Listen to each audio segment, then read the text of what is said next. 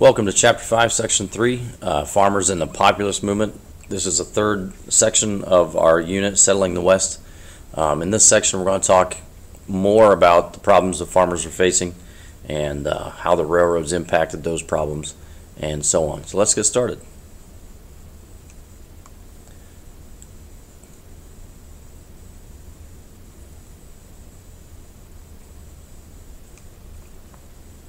Some problems the farmers were facing.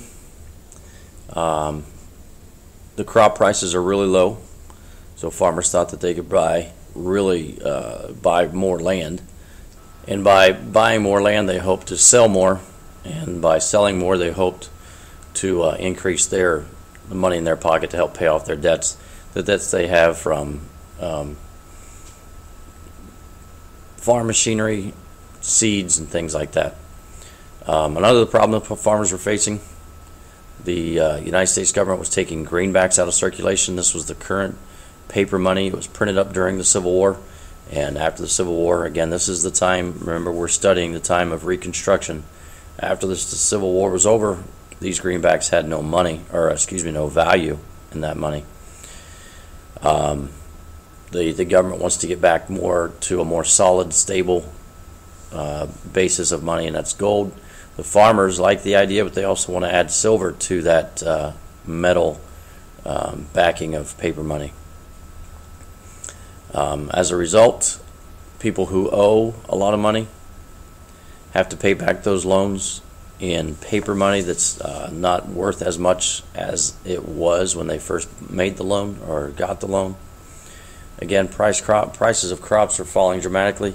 It's the basic law of supply and demand. There were so many farmers growing crops out in the Midwest that they flooded the market with grains and the crops that they were growing. And when there's a high supply, the demand drops, the price drops. So there was no way the price could go up. The farmers were hoping the government would artificially increase prices, but that only hurts the consumers. Farmers asked the government to increase the amount of money in circulation. Farmers were in favor of slight inflation. That's where you have more money in circulation because they want the money in their pockets, the paper money in their pockets. And the government does respond in 1878 with the Bland-Allison Act, but it's not enough to keep the farmers happy. Now, it's my hope, this is a new style of notes here. You can see that they're going to be popping up as little flow charts. I hope you're able to follow along. This is letter B, problems with the railroads. So we just looked at problems that the farmers were facing overall, and now we're looking at problems that the farmers had with the railroads. And then we'll see how those problems were addressed through what we call the Farmers Alliance. So back to B1, problems with the railroads. Lack of competition, we call that a monopoly. Train companies like the Union Pacific and the Central Pacific and the New York Hudson and the Baltimore and Ohio, they had a monopoly, meaning that they were probably one of the few railroads in the area that offered services to farmers, and so farmers were forced to use it. Now, how bad was these overcharging of rates? We've talked about this in class before. The railroad companies specifically, I think this example talks specifically about the Union Pacific. They set prices so high that it would cost someone more to ship grain from Minneapolis, from the Dakotas to Minneapolis, than it would from Chicago, USA to England. It would cost them more to ship across a couple of state lines than it would to ship across the eastern United States and across the ocean to England. And it really didn't cost them more, it's just that the railroads were charging them more, and that was because no one was there to stop the railroads. B2, more problems with the railroads. Farmers had to take loans out against the property that they owned in order to buy supplies, and those suppliers, those banks that were offering the loan, those suppliers that the farmers were purchasing from charged excessively high interest rates. How did the farmers respond to this? This is where we get into the Farmers Alliance. So the farmers have problems. The farmers get together and complain about those problems. And they realize nothing's going to be done about these problems until they organize. So that organization movement is what we call the Farmers Alliance. Oliver Hudson Kelley in 1867 starts the organization that's called the Patrons of Husbandry, or also known as the Grange. And we talked in class that the word the Grange is Middle French, not true French, but it's Middle French, and the word means farmer. So that's why they called themselves the Grange, or the Grangers. Originally, Kelly's original idea was educational in nature, also social. Get together, teach each other what's working for one farmer might work for another. What hasn't worked for another farmer won't work for another. Learn by experience through others. Also social, just to stay together and keep everyone informed of what's going on. But by the mid-1870s, or by early 1870s, the Grange has become more of a lobbyist group or a special interest group, where they actually approach congressmen, talk to congressmen about the problems of the farmers, how the railroads are impacting those problems or causing those problems. That's what a lobbyist group or a special interest group. So the Grange is a special interest group on behalf of farmers. And then number 3, this is C3. Farmers Alliance also is able to gather sympathizers. These are non-farming people who sympathize with the issues that the farmers were facing. And the Grangers did a really good job of bringing in industrial workers. And they made a plea to the industrial workers that, you know, if you fight for us, we'll fight for you. And the farmers, the Grange, fought for a shorter workday, knocking down from a 14-hour to an 8-hour workday for factory workers, increasing the level of pay for factory workers. And so by doing that, they were able to gain some sympathy and some support from the non-farming community.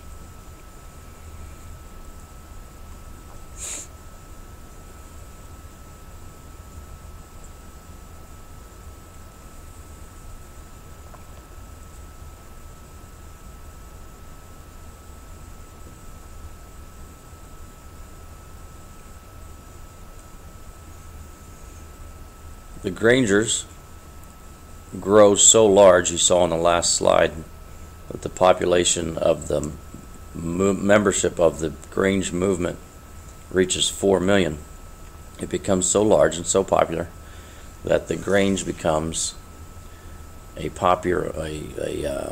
political party. Now, populism is a movement, and that eventually becomes the political party Populists.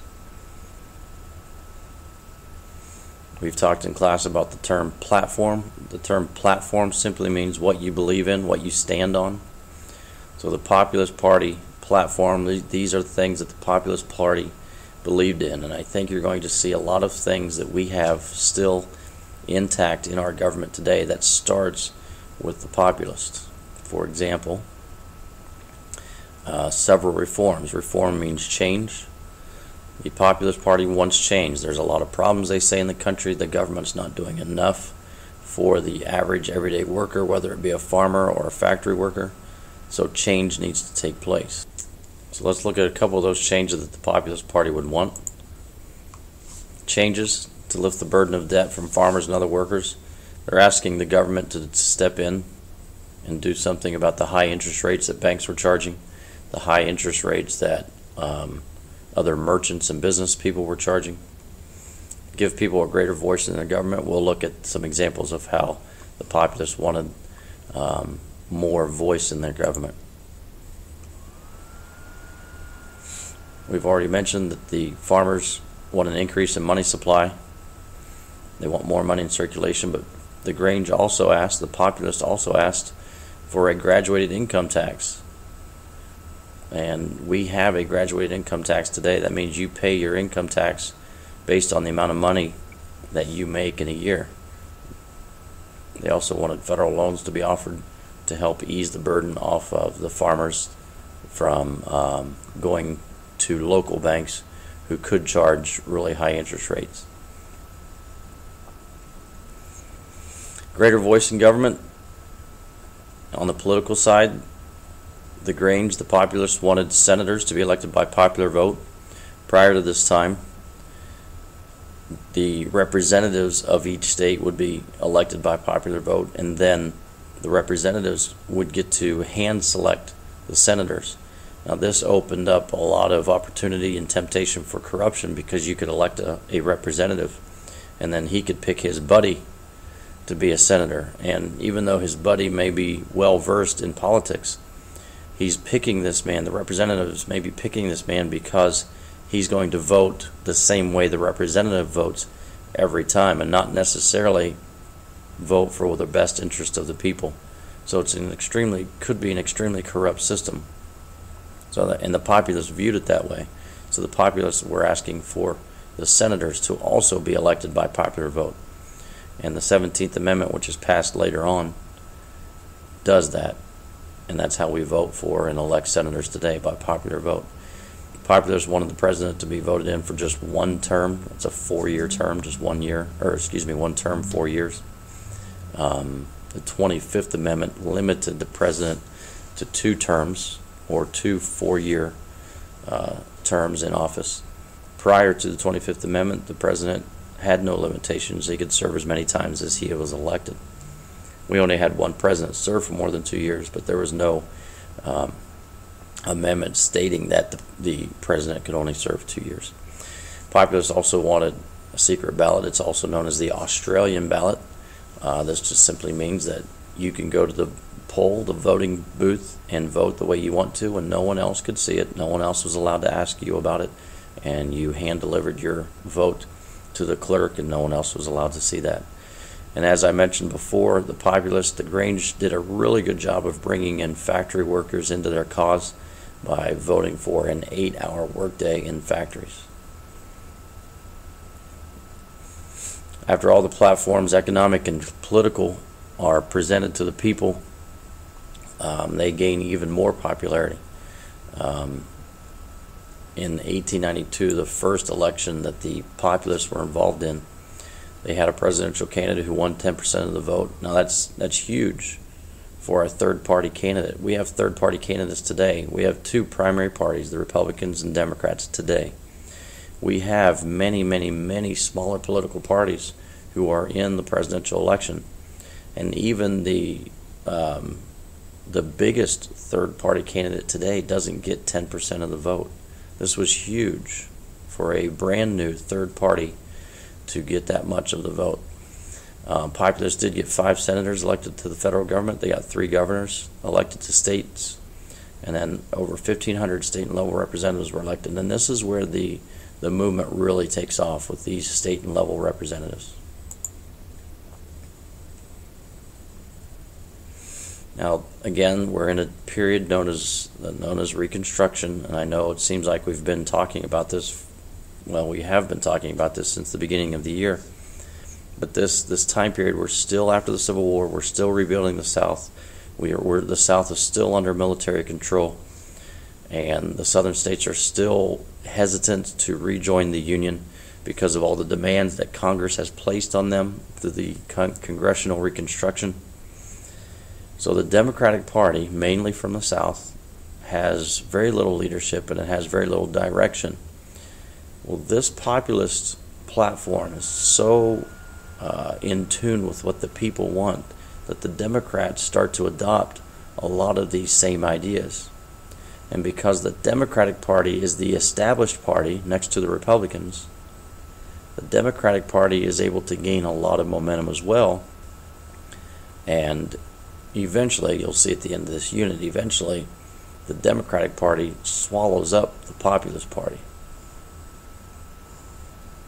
Now, with the enormous growth of railroads, we were building so many tracks at such a rate that we couldn't possibly use all the track that was being laid. And again, you can blame this on the government if you wish. You can blame it on greed if you wish.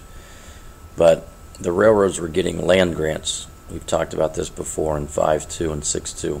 The government was giving away free land to the railroad companies. All they had to do was build track. So the railroad companies were building track, all over the place. And we got to a point where we possibly couldn't use them all, so the companies had to start laying off people. And there's a cycle. If you're not working, you're not spending. If you're not spending, then you're not contributing to your local businesses. If those local businesses aren't getting money, they have to lay off people. And then those laid off people are not getting a paycheck, which means they're not spending. So it's just a never-ending cycle, leading to a recession. The Panic of 1893 is a recession that was caused by this railroad, overbuilding of railroads. A lot of railroad companies do go bankrupt, and people like J.P. Morgan and William Vanderbilt buy up all these bankrupt railroads, and they form a big conglomerate, a big railroad company. Then now Vanderbilt and Morgan never joined together, but Morgan ended up buying something like 5 railroad companies that went bankrupt. The government is insistent on keeping the U.S. money, U.S. currency on the gold standard. A couple of railroad moguls, a couple of railroad owners attempt to corner the gold market by buying up the majority of the gold that's out there for sale. And they had hoped to control the gold market. You control the gold market, then you control the United States economy. With the gold supply being depleted because of these actions, a lot of people get to the banks and try to save what money they have and pull it out. Well, whenever you do that, you create even more panic. You also create less money in circulation.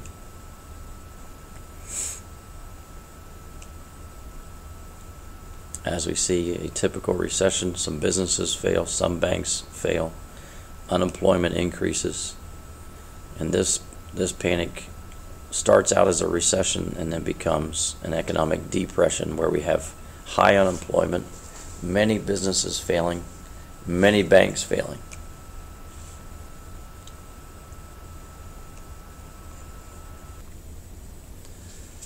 All right, the issue of how to back your paper money comes around because of this economic recession. The farmers, again, want more money in circulation, which means you have to have more metals or more metal, period, backing your money. Otherwise, you create a serious state of inflation. This idea becomes regional, which means certain parts of the United States want gold to be their only support for the paper money. Other parts of the United States want silver and gold to back the paper money, the currency of the United States. The Republican Party itself, the majority of the Republicans, were from the Northeast. They were business owners and bankers. This is where the old money of the United States is. Maine, New Hampshire, Vermont, Massachusetts, Connecticut, New York. The majority of the Democratic Party were from the South and West, and they were mainly workers. They worked out in the field. That's the way it's always been since colonial days. So again, Republicans in the Northeast mainly, Democrats mainly in the South, and then the Midwest.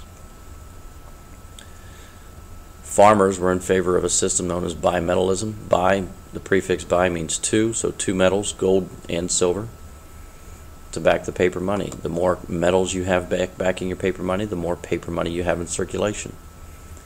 The Republicans, Populists and Democrats, support bimetallism. Republicans support the gold standard, where you back only your money with gold. And again, this creates a more stable economy where you know exactly how much your dollar is worth, and you only print how much gold you have in paper money. The problem with the gold standard is that, and bimetallism for that matter, your paper money is only valuable if you have gold or silver to back it. This word right here that's below the line, it says silver. Your paper money is considered worthless if it cannot be exchanged for gold or silver. So when the federal government, and this is the farmers' argument, when the federal government is saying you can only back your money with gold, the farmers were stating, well, then that money becomes worthless because we don't have the gold, or you're limiting the supply of gold that you have to us.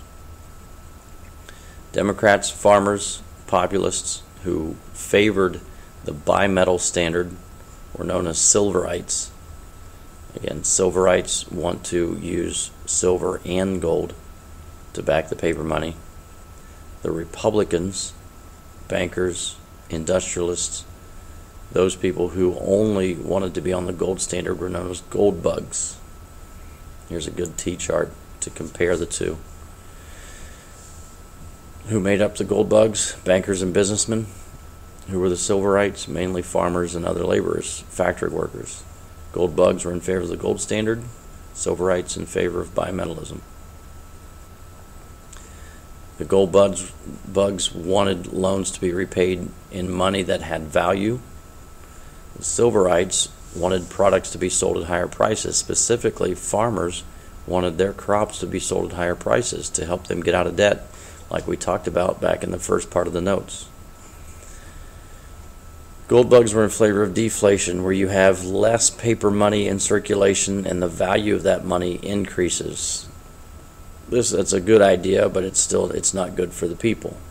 Prices do drop, but fewer people have money to buy the materials, even though the prices of those materials are falling. The silverites wanted to use inflation, where you have more money in circulation. The problem with inflation is the value of the money decreases. You have increasing prices and decreasing value of money. Now, more people have money in their pocket, which is what the farmers wanted, but it doesn't matter now because the value of that money drops, but the price of everything goes up. So neither system is, very positive.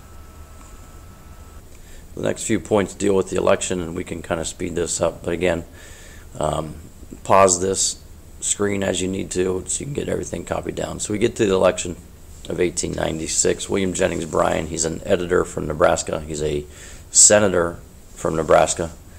And he gives his famous Cross of Gold speech at the Democratic National Convention. That speech convinces the Democrats to select Bryan as their candidate for president. The Populists also select Bryan as their candidate. They see him as one of their own, a Nebraskan, a farmer, and to keep themselves completely from being lost in identity to the Democrats, the Populists select a different vice presidential candidate. So for the Populists, it's William Jennings Bryan and vice presidential candidate John Doe, or whatever his name was. For the Democrats, it's presidential candidate William Jennings Bryan and vice presidential candidate, Joe Schmo, whoever. But this is the first time in history where one man was the presidential candidate for two different parties.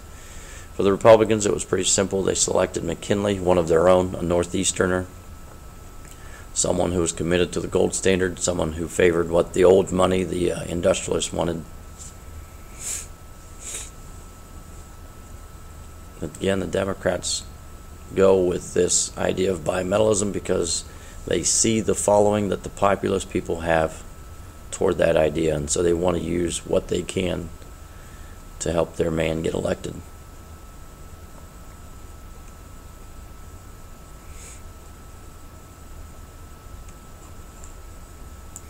So the day of the election arrives in 1896, and it's a very tight, very close election.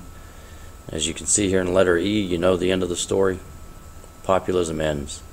So William Jennings Bryan does lose the election, but let's look at and see how it played out. E1. McKinley gets the East as expected, the Northeast, Maine, New Hampshire, Vermont, and so on, because that's the industrial area of the United States. That's the old money of the United States. That's the aristocracy of the United States.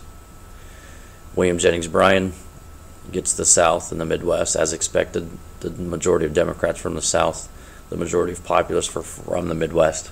So it's clear. People regionally split and vote for their guy based on where they live. That makes sense. McKinley does, E2, McKinley does win, but he wins by only 500,000 popular votes. 500,000 is a large number, but in terms of an election, this is extremely close. I think it's less than 7% of the population separated McKinley from Bryan in McKinley's victory over Bryan. 500,000 votes. Now, the electoral vote was much wider. I think it was something like 32% difference. Again, only a 7% difference in the popular vote, a 32% difference in the electoral vote. We'll talk later, or you can ask me in class later about how the Electoral College works, but basically most of the states are winner take all. So if the popular vote of the state votes in favor of candidate A, then candidate A gets all of the electoral votes. We can go over that more in class. But the legacy that the populists leave behind, again, the populists disappear after this. They lose their candidate, they lose their identity, they're swallowed up by the existing Democratic Party. But what they leave behind is that the powerless can organize. The powerless were the farmers at one time. They organized to form the Grange. That Grange becomes a political movement known as the Populist Party, and they make a huge impact on the future of our United States that we still see in effect today.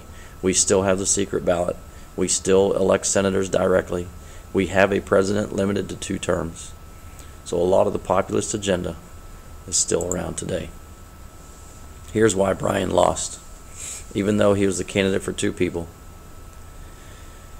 there were some Democrats who did favor the gold standard, and so some Democrats voted with McKinley because of that issue.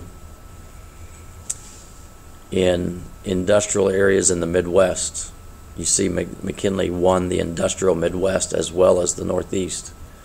In that Midwest region, voters were afraid of what inflation would do to their lives and their economy, their personal economic situation. So a lot of those people wanted something more stable, so they voted for McKinley. McKinley had a lot of money of his own. He had a lot of support from the bankers in the Northeast, so he didn't have to really spend a lot. Bryan was a farmer. Farmers don't have money. Farmers who supported Bryan don't have money, so they can't match the campaign donations that McKinley was getting from the Republicans. To try to make this up, Bryan had to get his word out. So he traveled 27 states in sometimes giving 20 speeches a day.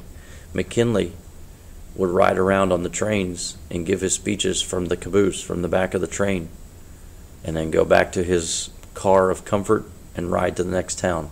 McKinley didn't have that opportunity, didn't have those options. That's the end of 5.3. Again, watch this as many times as you need to. Slow it down if you need to. Ask questions. Make sure you fill out those I want to know forms if you have any questions. And complete the 5.3 vodcast form. Thanks, guys. Bye.